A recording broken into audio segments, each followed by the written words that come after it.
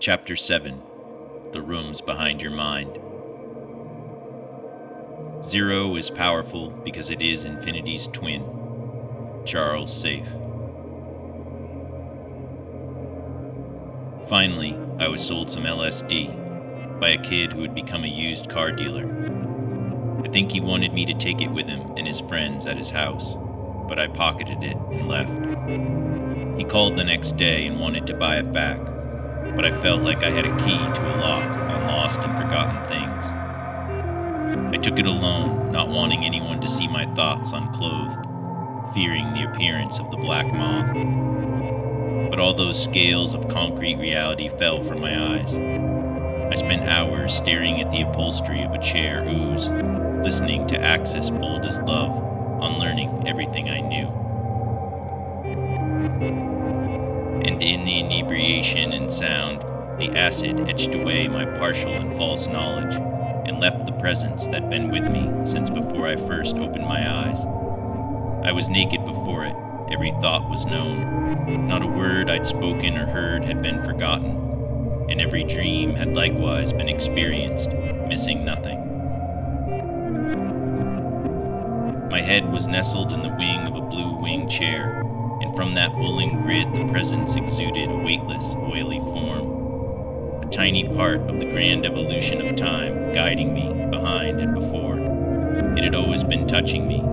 It was all too wonderful. I couldn't attain to it. I knew then that I could also not escape it. There was no place to hide, in the upholstery, in the middle of the sea, on the furthest star. In the dawn's light or utter darkness, it was always there, unchanging, guiding me if I'd listened to its endless secrets. From the secret formation of my bones in my mother's womb onward, like every creature, all too fearfully and wonderfully made. If I counted to the end of it, it would still be there with me, and I saw the oneness in multiplicity, and I loved it and gave into it.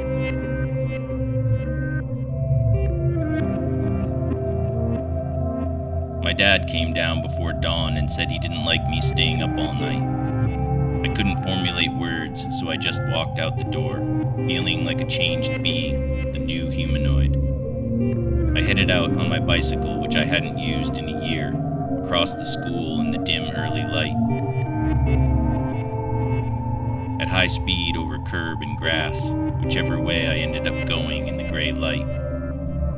I rode by my old second-grade playhouse with a very white picket fence, thinking of the twisted tales played out in there, and ran straight into a jungle gym at full speed.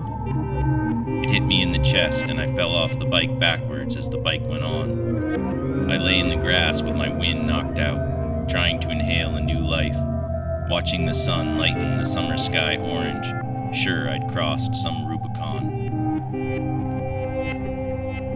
I was watching the Beverly Hillbillies a couple of weeks later, when my mom came to the TV and told me in 3 days' time I would have to go to Vermont with my dad to look at schools that might take me.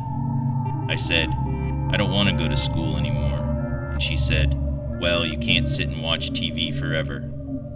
I had no response. I knew very well what a bad wife the TV was.